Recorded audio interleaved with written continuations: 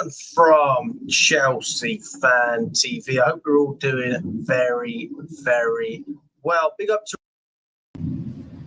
to everyone that's watching, and welcome back. I'm hoping that we won't have the same problems on this show that we had on the lunch show, because I'll be honest with you, America, I love America, don't get me wrong, I do like it, but if there's one thing I'm going to criticize straight away about America and the hotels that I've stayed in, none of them have good chargers. None of them.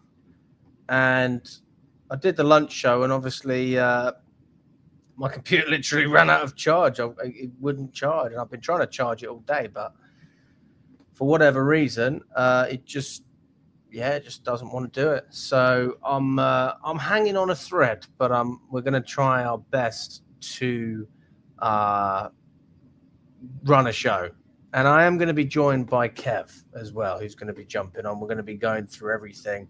We've obviously missed out on a number of things that we were meant to be going through on the lunch show, but we didn't go through. So we'll try and condense everything into this stream, and we'll see if we have any problems. I'm on 31%, so I'm hoping that for every sort of 1% takes about 2-3 minutes, and then we'll be able to make through the whole stream with no problems. So there you go. I'm trying my best. I am trying my best. You know, if there's one lesson I've learned, and you know who taught me this lesson is Lewis. Lewis taught me one lesson. Sometimes, even if it's not the best, you just got to do it. You've got to do it and just be consistent. And you know that over a period of time, it will get better. But you'd rather say that you've done it than not do it. And that's the philosophy we're going with today. So big up to everyone. I hope you're all doing very well, enjoying your Thursday 10 p.m. show in the UK. In America, it's 5 o'clock. So, let's go through the comments. Then we're just going to dive straight in, okay? Big up to Harvey. Big up to Jordan. Michael is making the drive tomorrow. See you tomorrow in Philadelphia, my friend. Looking forward to it. Come down. Do a fan cam. Madueke lived for last night. No, crazy. Sorry for the stream earlier. It would have been a good one. I know. It was really annoying. But should be much better now. I'm hoping. I did prepare as best as I could. So hopefully no more technical errors. Yes. Alex renewed your membership yesterday. Cost me 60 quid.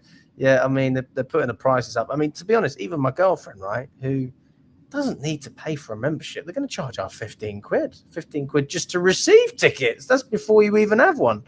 So if you're a family member of people that have tickets and you just borrow their tickets, you have to now be a member at Chelsea. They have found another way to squeeze money out of us as a fan base. I know, it's a shame, man. It's a shame. Estevan, man of the match. I heard he had a very good game. Where is he? Is he having a few beers?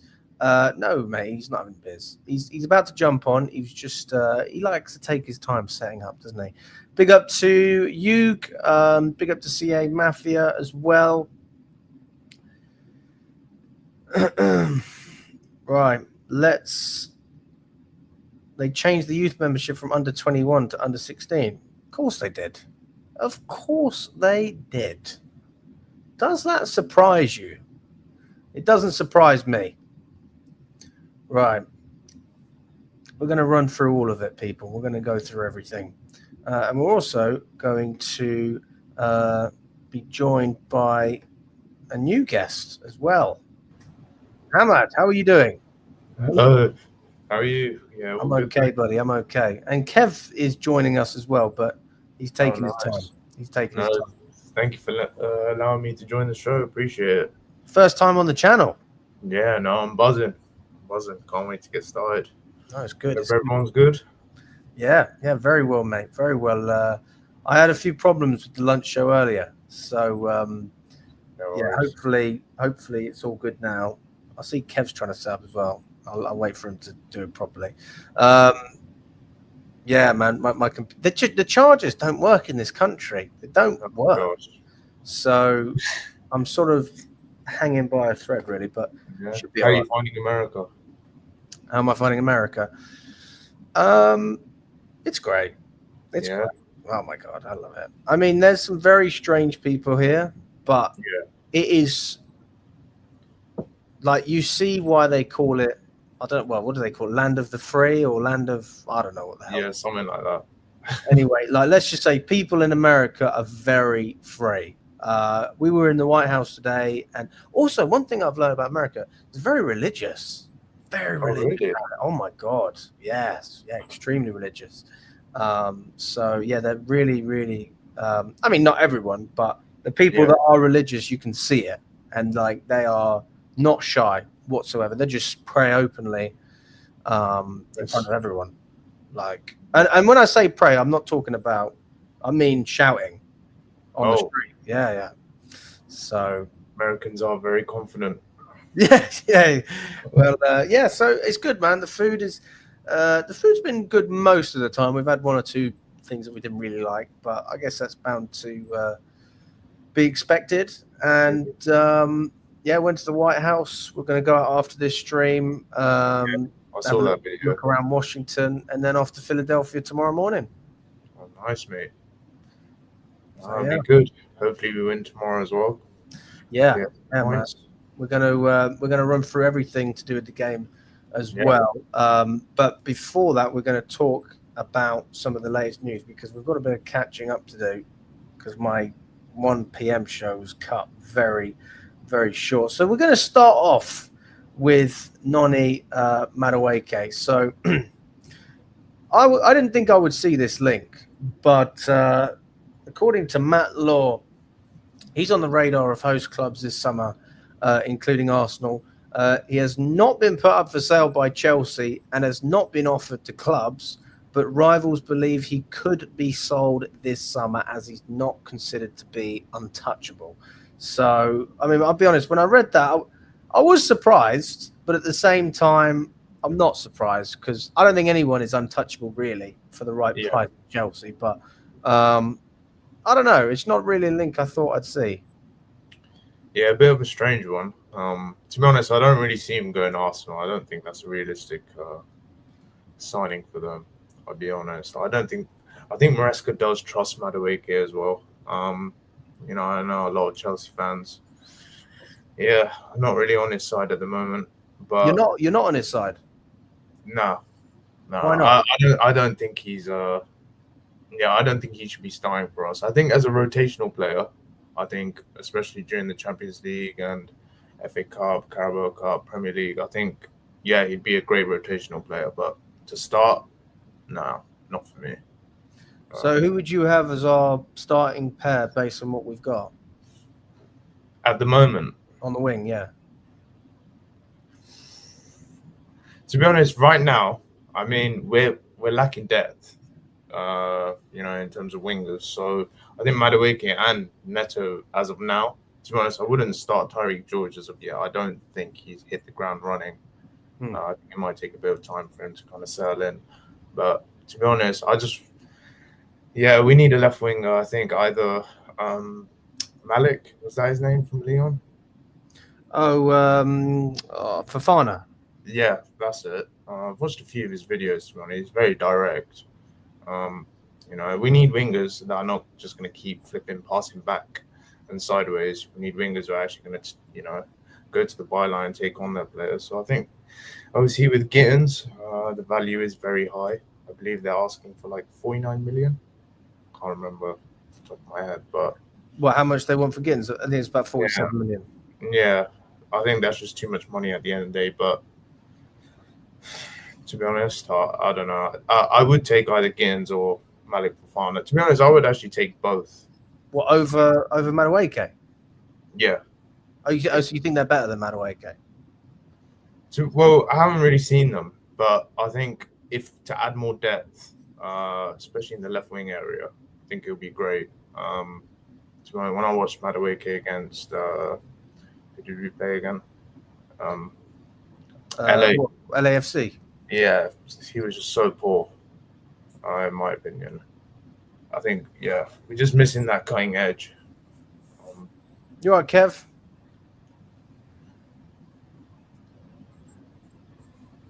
Oh, fucking How hell, we doing? mate. How we doing?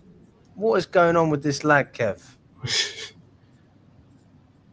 Is it me? Am I lagging? Massively. Yeah. Bro, let me come out and come back in, bro. Oh, God. Every time.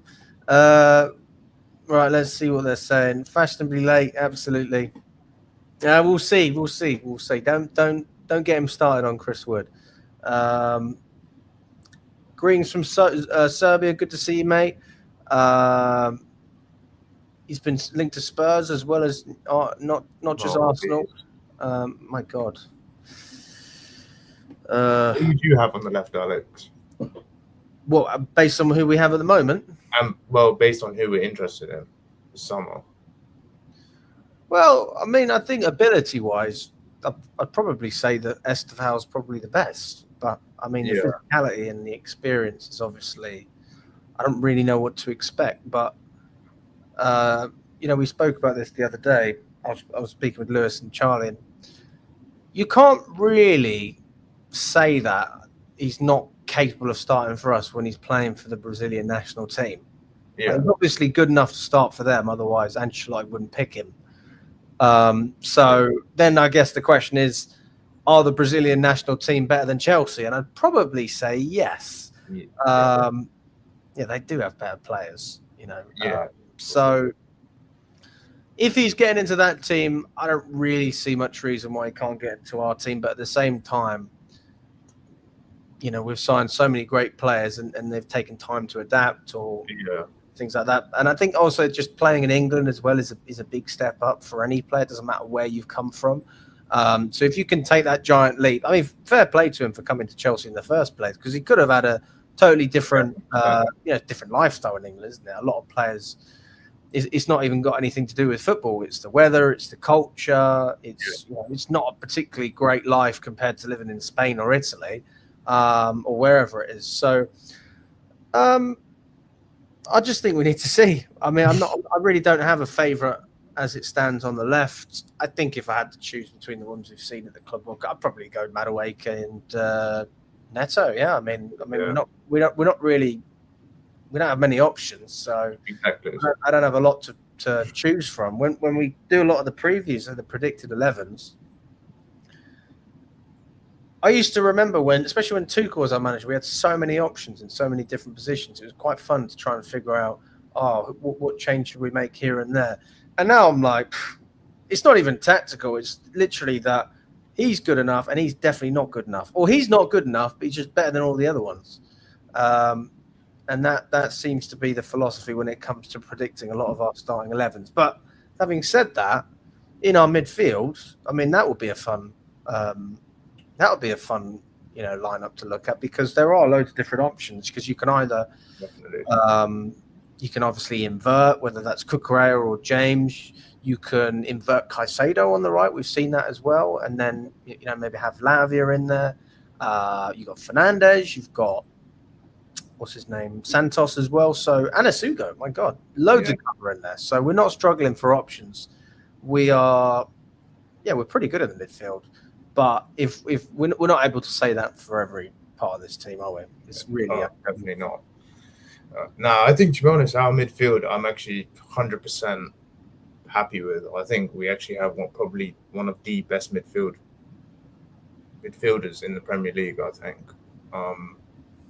Caicedo, Enzo, Lavia, Sugo. We've got so much Andre Santos. I'm really excited to see Andre Santos play. I hope he does start tomorrow, to be honest. I don't think he will. Really? I think he will, yeah. Especially because we're hearing all this stuff about Maresca rotating. I mean, I haven't seen his press conference, the one he did recently. I haven't seen it, so I'm going to check that out. But I can imagine that he'll want to rotate, because it's come out as well saying that he is going to rotate. No, I'd love to see him play. And to be honest, we didn't really see much of Dasugo against LA, so it'd be really good for him to get a couple of minutes, possibly play, one half, second half maybe. See him play. Yeah, the new baby Caicedo. Yeah, man. No, I'm looking forward to seeing Asugo. I don't think we'll see too much of him in the Club World Cup. Or maybe we will. Maybe we'll see Asugo alongside Santos actually against. Maybe. That could be an interesting one. But really not entirely sure, to be quite frank. So, I mean, just running back to Madueke as well. So, are you saying that you would be open to selling him, or would you rather keep him at Chelsea?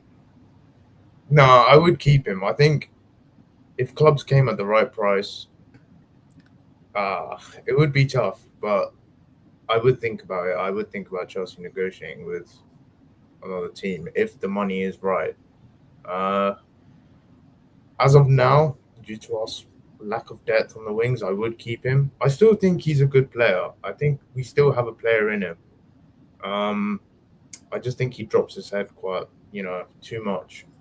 And I think he needs to work on his end product as well because, for me, it is shite at times. It's very poor to watch. But, no, I think, him to rotate this season, this upcoming season, I think, would be the perfect role for him at the moment. If he doesn't want that, then tough shit, to be honest. I'm with you.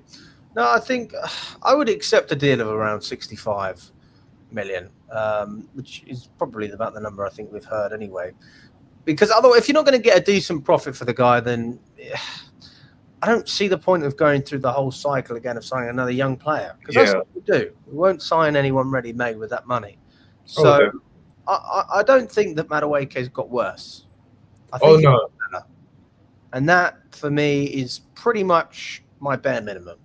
If you're improving, if you're getting better, I have patience. I have a little bit of, and that's kind of how I feel about the team as it stands anyway, because we went from finishing 12th to finishing 6th to finishing 4th and then picking up a European trophy as well, whatever you want to call it.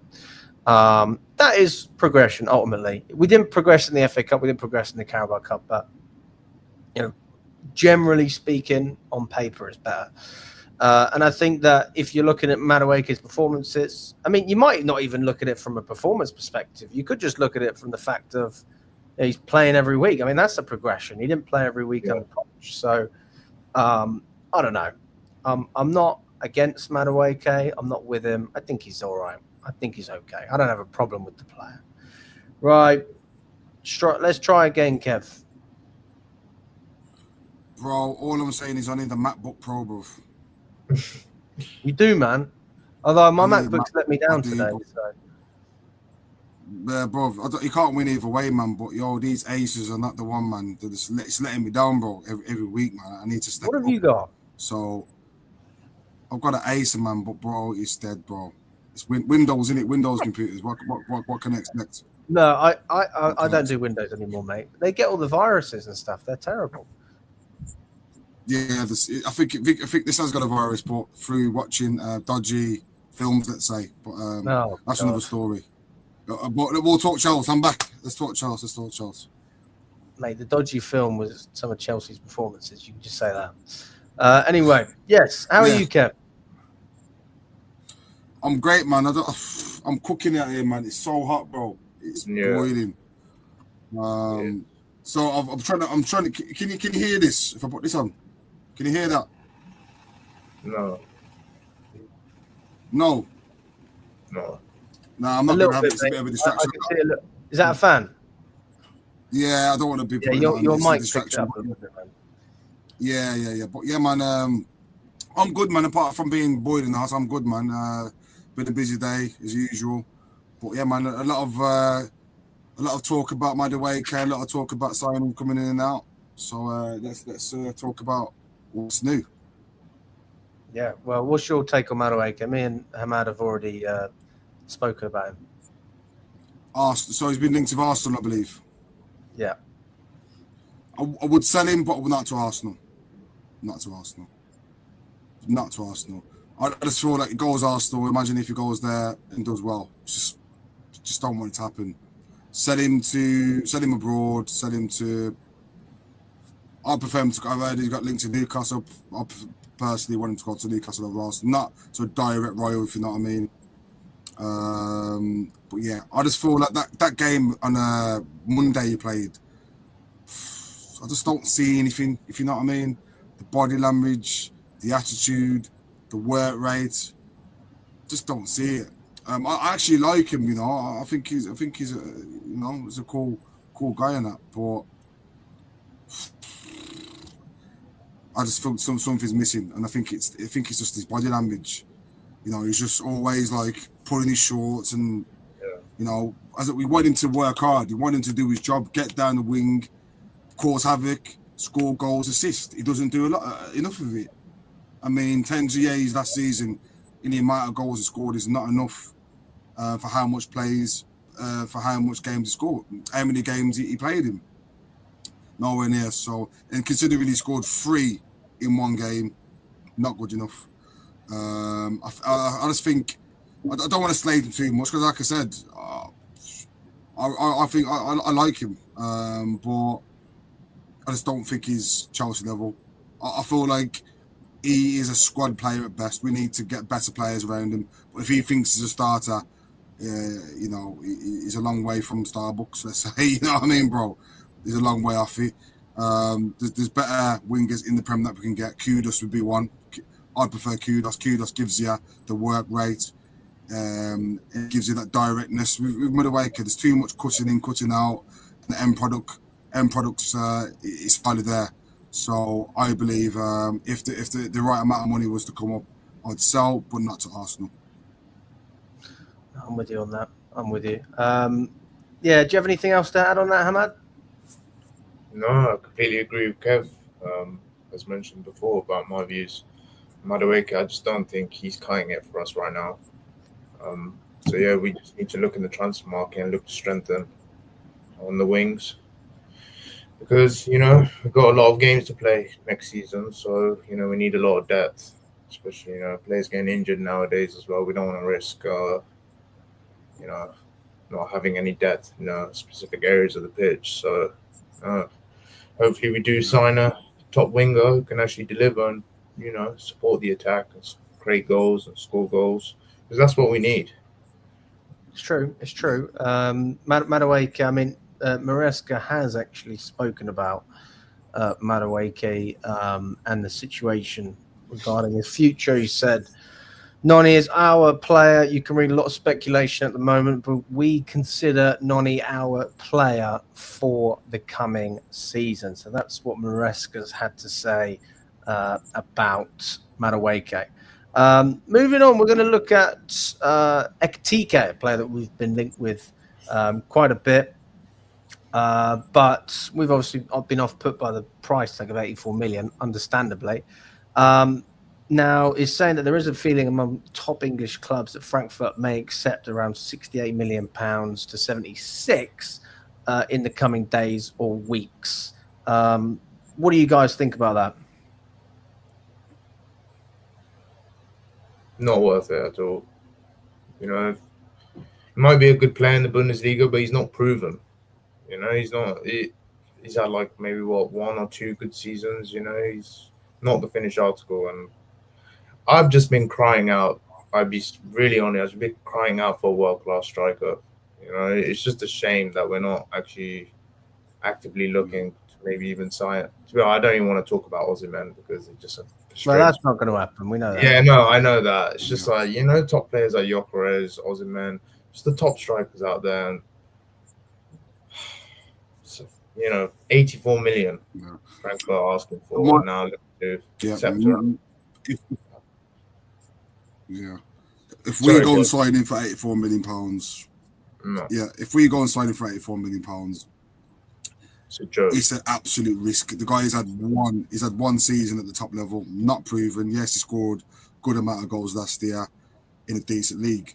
But why are we not going for Gyökeres? Why are we not going for that guy? He's there. £65 million right there, right now, ready to go. The guy scored 65 goals in the calendar year. 65 goals. But you go to Sporting Lisbon and you go and sign Quenda for the same amount. Do you understand what I mean? Yeah, by the board right now. What I just don't but you want to get lit. I don't even think this will happen. I hope it won't. But if you go and sign it for £84 million and it doesn't work, what happens then? You're stuck with a player on a long contract once again. It's going to be hard to shift him for profit. So I'd like to believe it'd be impossible to move on. With Guy Corres, signing for 75, 80 million, whatever he's signing for, 150% you are getting the goals. Even Chris Wood signing for £30 million, it's less of a risk. I don't see why £84 million for a player that's not proven is justifiable when you've got players in the Prem that you can get for a fraction of that are proven. You understand what I mean? So I hope it's just fabricated nonsense, but you just never know with this board on you at the moment. You just never know what sleepiness going to come up with. You've got to look at our track record as well, signing Bundesliga players. You got Werner, Havertz, they were tearing it up in the Bundesliga. They were scoring a lot of goals. And then they came to Chelsea. Yeah, they all came to Chelsea and they flopped. So, I don't trust players who are performing in the Bundesliga. To be honest, no disrespect to the league, but Premier League is a different animal. Different ball game. Do you think that Vitz will flop at Arsenal then? Liverpool, sorry.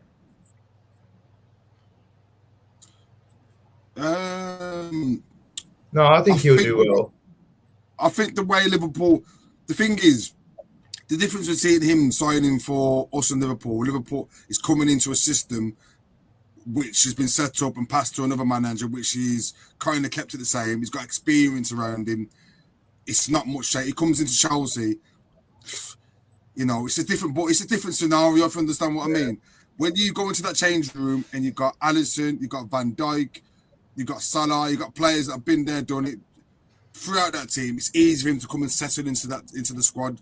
Comes to Chelsea, he's just playing with kids, and we're still yet to get leadership. So it's a different ball game. Anyone that comes from Germany is a risk, especially with, like you said, good topic, with our track record of signing German players. I just don't want to. I'd rather go for the other guy, what we've been, the Waldemite. You can get him for 35 million. I'd rather that. It's less of a risk, a lot less money, and he's scoring goals left, right, and centre for Germany. How do you spell his name? What the hell? WOLTEMADE, I think. 6'6". Reminds me a bit of. He's literally plays like Peter Crouch. He literally moves like him in the box, and that's what you want. This is what we need. Apparently, he's quite intricate with his feet. Yeah, he's quite agile. I never even heard of him. I tell you the truth, but I've done my research and I've done a few YouTube videos. I'm telling you now, if you want a player at the back post who's tall, going to get on the end of it, he's the man. And I want that in a. He was the same against LAFC on Monday. Watermaid, yeah. It's same against LAFC on the first half when we had opportunities to cross the ball. No one in the box. It goes to show that Enzo scored the most headers for us last season. Enzo. Yeah. So it goes to show where the problem is. We need box presence. The zero box presence. If you've a Waldemade, you're going to get that. With Ekitike, I don't know anything about it. All I know is that he's rapid. But do we really need a striker who's rapid right now? We've got Jackson, we've got Delap that have got the same attributes. I think we need a different striker with different characteristics. Someone who you can get the ball into, someone you can punch the ball into, you can hold it up, someone you can get the ball in the box to.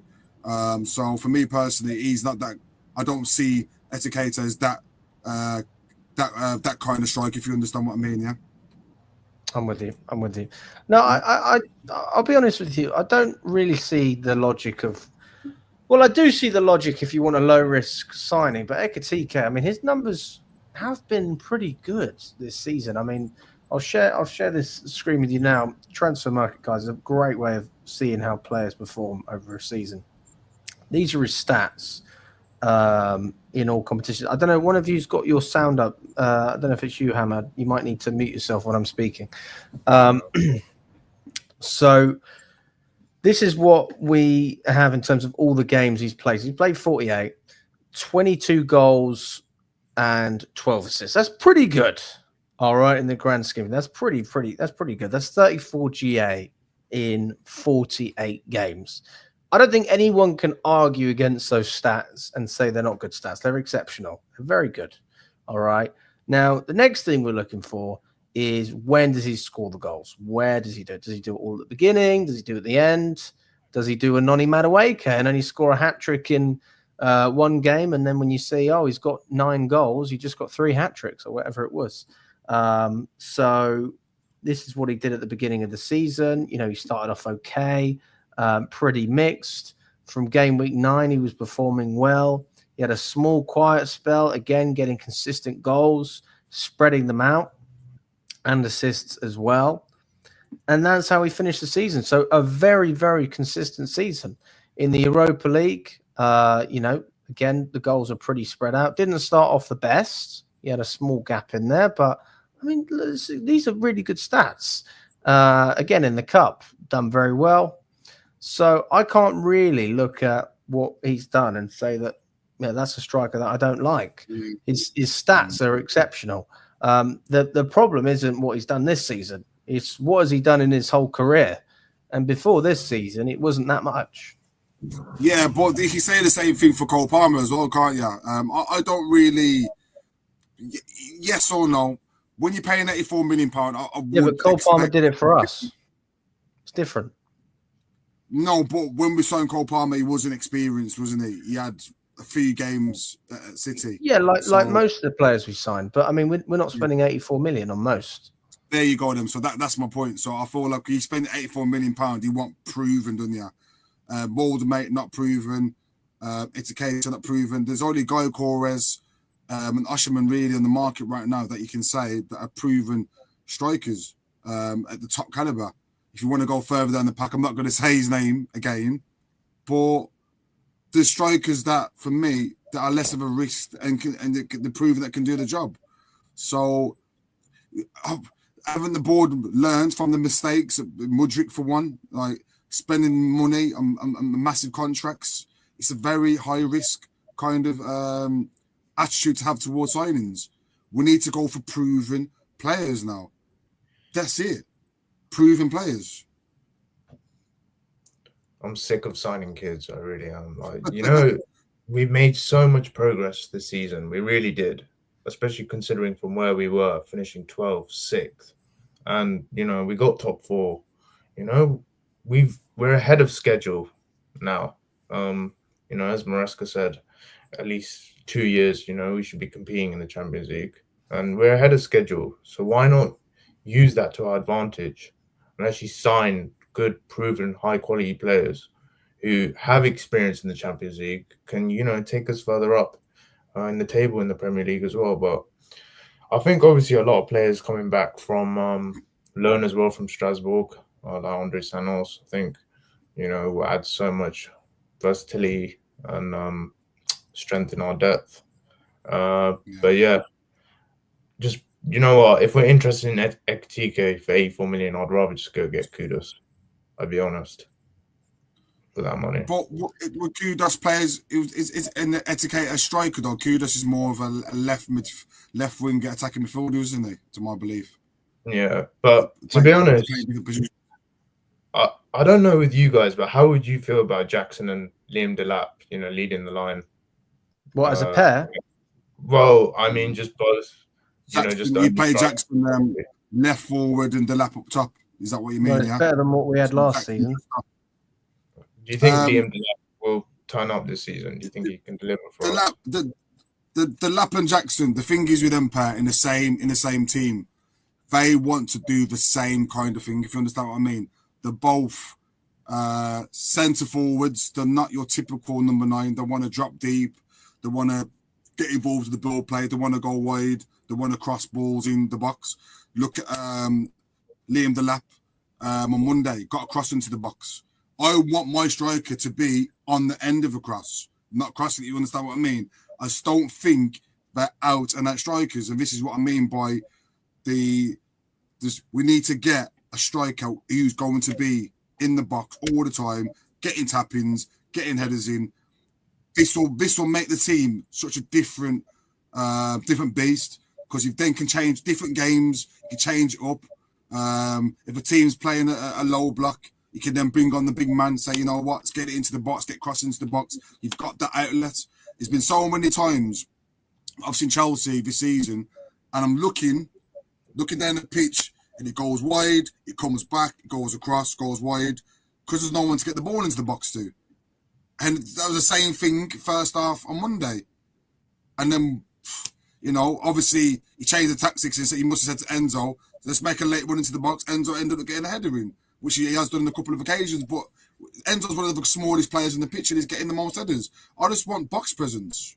It's not rocket. We're making it hard for ourselves here. This is not rocket science. Just get a striker in that has got a bit of threat in the box who can put the ball in the back of the net. That's it. And a player of a different mould to what we've got. We've got Jackson and the lap, similar mould. Can we get a third striker which does a different job? And that's, you know what I mean? No, it's true. It's true. I personally don't. I'm not going to sit here and say that I would like to have just Jackson. I do think we need a better striker. I mean, everyone knows him, but it wouldn't surprise me. It would not surprise me one bit. And I think that Chelsea are very much, you know, if it's not on their terms, they're not going to do it now. And I think that these big spending sprees that we've had are a thing of the past. I think we are now a team where we are very careful about every penny we spend, unless it's on someone that we believe we can make a profit on. And if we can't make a profit on someone, then they are going to carefully consider it. And I think the Ekitike, like the ones they spent over 100 million on, even Madueke, for example, players like that, I do believe that they signed them with the intention of keeping them, you know, at the club. I don't believe that they signed those particular players for a profit. But I mean, that's a small minority, you know.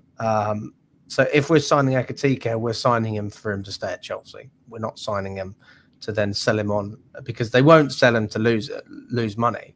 They won't do that. So I don't know. It's just very, very high risk, isn't it? And it is. Every sign we've made so far, have they really worked? You could probably count on two hands out of 30, 40 signings that these board members have made that have worked. But you're still going to sign yet another unproven player for a high price and put him on another 7-year contract. They need to learn that this is not working. It's not working. Really. Just get some money. Just get some money and that's proven. I don't get it. I really don't. They really are stubborn. They should have learned from the amount of money they've wasted and the signings that they've made. They should know that it's not working. It is not working. Look at another one, David Fofana, another striker that we signed, hasn't worked. Another kid that we loaned out 3 or 4 times, brought back, loaned out. The signings that we're making, I just don't get it. I really don't. We're going to move on to the wingers situation. We're going to go back to that. Chelsea have held further talks with West Ham over Mohamed Kudus. West Ham want straight cash. Obviously, we know that we have negotiated with West Ham for Kudus before, but when that happened, there was talks of a swap deal with Robert Sanchez and Dewsbury Hall with cash as well in order to get the Kudus deal over the line. That was rejected. We then heard not long after that there was interest from West Ham for Robert Sanchez. I think they were willing to pay about £10, which Chelsea rejected. And now we're talking about Kudus again. So I think this is a player that we're obviously looking at, but another player like Ekitike that you're going to be spending big money on. And how much money are Chelsea willing to spend on a player that they know they're not going to flip for a profit? But maybe that's maybe I'm wrong. Maybe these guys do generally want to have a real spine to this team, and they're just taking their time. Maybe that's been the plan the whole time. I don't know. They just love giving all of us a heart attack. That's all they love doing, stressing us out. To be honest, Kudus, I'd be really happy if we signed him. I think, you know, he's been quality for West Ham. I think obviously this season he was a little bit under the radar.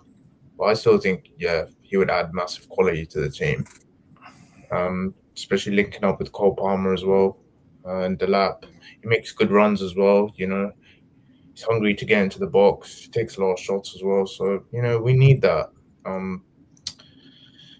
But, paying 80 odd million or so for him, nah. You wouldn't pay. What would you pay for him? I paid max 65, 70 on him, I'd say. Especially in this Kudus market. So how much did the month think? 85 mil? Yeah. That's taking the mick, man. Yeah. 85 mil? Are you being serious? But Chelsea aren't going to cough up that money. Million. Nah. How many years has he got left on his contract? And trucking Drewsbury. He's only the sign for many. Probably got about 3 years left, and he's got to have. He's only 2 years in, isn't he? I would have loved to do a swap deal with. I'd say he's probably signed a 5 year in Disney Hall and just pay like an extra maybe 40 million. I'd say. I think that would be great business. 45 million Drewsbury Hall. That works for both parties. They get Drewsbury Hall at West Ham. I think it'd be decent. That's his level. You know what I'm saying? So he's going to get a lot of game time. He's going to play under a manager. I think Potter's style of football suits the way Drewsbury Hall is, because he likes to play a low block. He's a driving midfielder. He gets the ball to the pitch well. It suits both parties to get it done. So Drewsbury Hall, £45 million, but if they want £85 million, you can go and get a Rodrigo for that. You can go and get a Rafael for that. You're not going to get it, you know what I'm saying, like a top winger. So why would he pay for Kudus? You're only paying that price because he's West Ham, innit? That's the only reason why. So he's going into his third season at West Ham. He's on a 5-year deal. So they're not in a rush to sell. But I can see why Chelsea are interested. I mean, he is 24.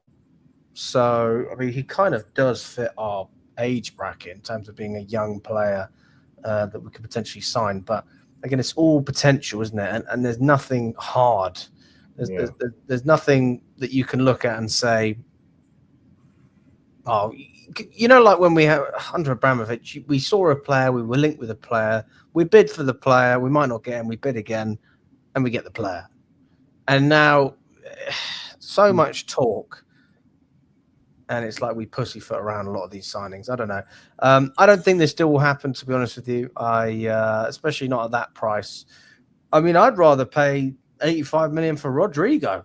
I mean, that's a good signing and a ready-made player as well, a winner. You get a lot for that. So, I mean, his wages as it stands, he's on 4.6 million a year. I don't know what that is. So what's that? 4, 6. So he's on about 90k a week as it stands. So it's not a low wage, but it's an affordable one for us. And we could probably give him a pay rise. I mean, he's only on 90k a week. Yeah. Wow. Yeah. And the thing is, though, it's more. The thing is, Chelsea now, they're going for affordable players. That's it.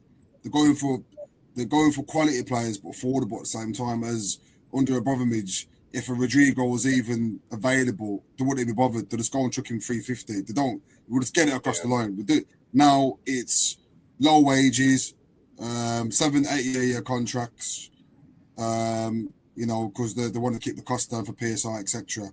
And that's the way it is. So when we get linked with Rodrigos and Rafaels and all these top players, don't believe in the nonsense, mate, because we're never going to go there. If it's anything over 150k, they're not going to touch it with a barge pole. So Kudus is affordable. I think he's a very good option. But have the board members got it in him to get it across the line? Because £85 million, if they're paying that for him, they've just had the pants pulled down. So they've got to find a middle ground there, probably negotiate a couple of players to add into the deal, just to smooth it out a bit. But what can we say? The amount of wingers that we signed so far, and we're still looking for wingers. How many wingers have we signed? But we are still looking for more wingers. It's just unbelievable, isn't it? The way his club's going at the moment, man. It's a lot of trial and error with our clubs. But... Crazy, man. It's true. No, there's a lot of trial and error, but I mean, there are things that are coming together. It's just a question of whether we can put other things together as well. Not just have one part of the team. Can we have 2 or 3 parts of the team, and go from there? Just looking at another player we've been linked with as well.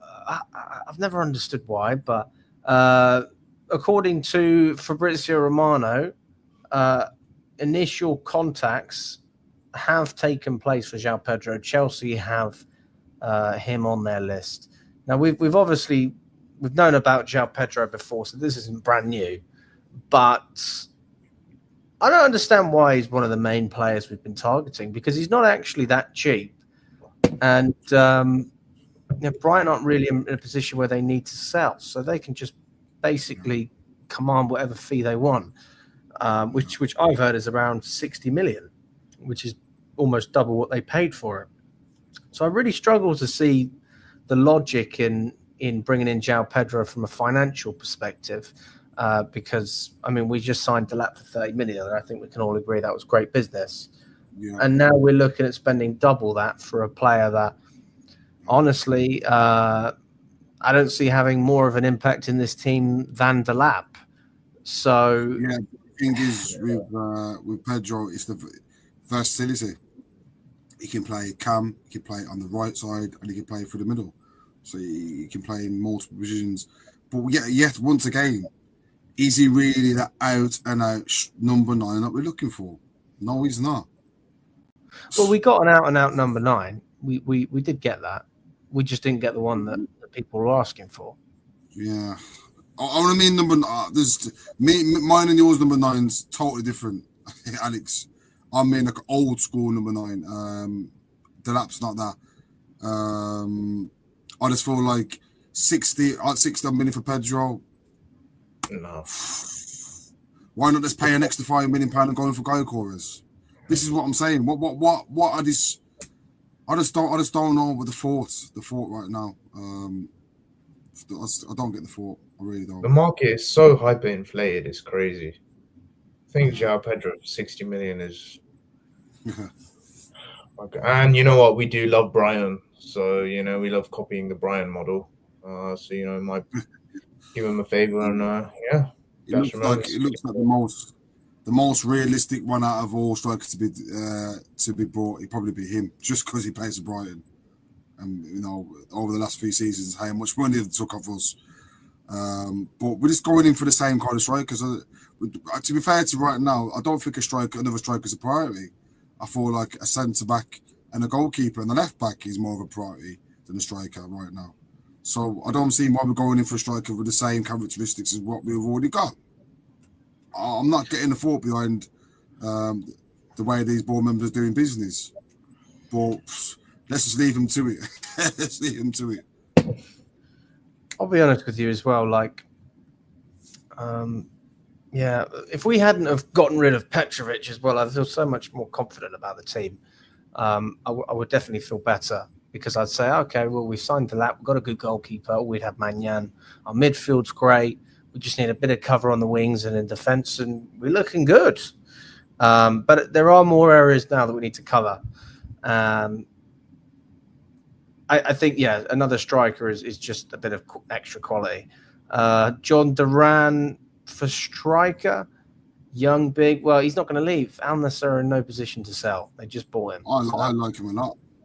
He's loving the Arab money right now. Yeah, he's having a great time. Anyway, the Blue Code podcast just tweeted Esteval needs a season loan at Strasbourg. Thoughts?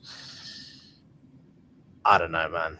I haven't watched him enough in a Chelsea shirt to really judge. Like, you need to. It's different if he's playing for Palmeiras. It's just different. Everyone knows that when you go to a new team, you have to adapt. So, I personally think that. Listen, if you think he's good enough, then play him. But he won't play every single week. But give him enough minutes to satisfy him, and obviously he'll be training in an environment with better players. So, he's clearly going to improve. But if you think he needs to go to Strasbourg, I've nothing against seeing Esteval playing in France. I mean, they definitely need to get some replacements because they had Petrovic and Santos last season. It's hard to upgrade. Esteval might be one of the options. Kendry Pires will certainly be going to Strasbourg, but I don't think he will. To be totally honest, I don't think he will. And to be honest, I don't think we should be putting pressure on Esteval as well. I think, he's only 17. He's got the world in front of him, He's got like 10 to 15 years to really prove himself. And he's just going up. You're just seeing he's already got 2 man of the match performances in the Club World Cup. So, you do really see the quality in him. And my only concern is, will we actually improve him, to be a world-class player? Because I just feel like the physicality of the Prem would be the only negative. I'm sure that they've got a plan to build him up physically. I'm kind of drifting towards a loan to maybe another Premier League team, just for experience purposes. But at the same time, we need wingers, so one of them ones. I don't want to bring him in and just sit him on the bench. That's you know what I mean. That will wreck his progression. That will slow down his progression. He needs game time, and will he get it at Chelsea? That's another thing. So a lot of questions to be asked over him. But when you look at it, what a player he is, man. Like he's not fearful. He's got, and the thing is as well, he's got end product. That left foot of his is an absolute wand. He knows how to get that ball in. He's a bit like what's his name, Lamau. The way he cuts inside and he can whip it in that back stick. He's got high potential. But I just don't want him coming and sitting on the bench. If he stays next year, he's got to be given the opportunity. But will the Prem be too physical for him? That's the only question mark. I think we've also got to think about Quenda as well. He'll be joining in 2026, I believe. So Quenza? Yeah. He's looked really good in He's looked fantastic. I've heard nothing but good things. So we got another gem on the wing. So it'd be interesting. The future is bright, but as of now, we need big reinforcements in certain areas. To be honest, I'm actually quite surprised we haven't actually had any concrete interest in a centre back at the moment as well. To be honest, none. You know what I'm starting to believe? Well, no, we've been linked with Hato from Ajax. Yeah, but Alex, man, we've also been linked with Mark Gurley. Wow. Going into a Champions League campaign and you're going in for. No, I like Hato. I like Gurley. I like both of those players. The guy's 19, bro. 19. But he's already captained Ajax, if I'm not wrong, at 19 years old. Don't matter. It's not the. We need. Look at Thiago Silva, the other night, man of the match. He can see the leadership oozing through the man. That's what we need. The guy's a captain at 19 years old. That's pretty good. Bro, but so what, bro? Doesn't mean anything, though. He's played for 2 years. He's captain for a reason. He played for 2 years in Holland, bro. Doesn't mean anything. We need someone. Thiago Silva played in France. He's still pretty good. 29, 30, who's got experience in Champions League, who's got experience at the top level, who can help Cole. Hato is not going to be that guy, brother. You know what I'm trying to say, bro? That's what we need, bro. So Hato, I'd bring him in, but I'll probably have him as a left back more than a centre back. Yeah, but he can play both. That's the beauty. We need. What can I say now? I don't want to say Bastoni because I'm thinking a bit too much out of the box here. I don't think we're going to go for that quality. But even a Jimenez from Atletico Madrid, someone of that mould, 28, 29, 30, who's got experience, international level experience in the Champions League. That's all I want. There's plenty of those centre-backs going around, but yet again, we're getting linked to another teenager. Haven't we, how many T&Cs, we signed that Mohamed Saar from Strasbourg, brother. What's the point of signing another kid again? I just don't get it. Get me some experience, bro. Get me experience. I actually got it right here. Someone like this mold, that I would be happy with that. 100%, I'd be happy. Someone of that stature with those leadership qualities. That's what we need at the back. Hato, just because he's captained Ajax a couple of times, he's not a leader, bro. Trust me, he's good cover for Cucurella. I mean, I totally agree with Mr. Crack. No, we need a left back. Mrs. Crack. I'm not sure. If Cucurella gets injured, then yeah, we're pretty much doomed. I think Vega's out of the door as well. So, I think signing Howe would be great. Be great cover for Cucurella. They literally just think about signing wingers and strikers this board, and then the centre backs. It's just quote notice, bro. Like it's frustrating, man. It really is, bro. It's frustrating because there is a lot of quality centre backs in the market, bro, to go and get. A lot of good centre backs in the market. I like the guy from Nottingham Forest. I think he'd be a lot better than Hato. Marilla's a great player. Milikovic. Oh, you like him as well, yeah? Absolute tank. That's what I want, man. I want a tank. I want someone solid. Yeah. I don't want these. I think that they just want to play at the back defenders.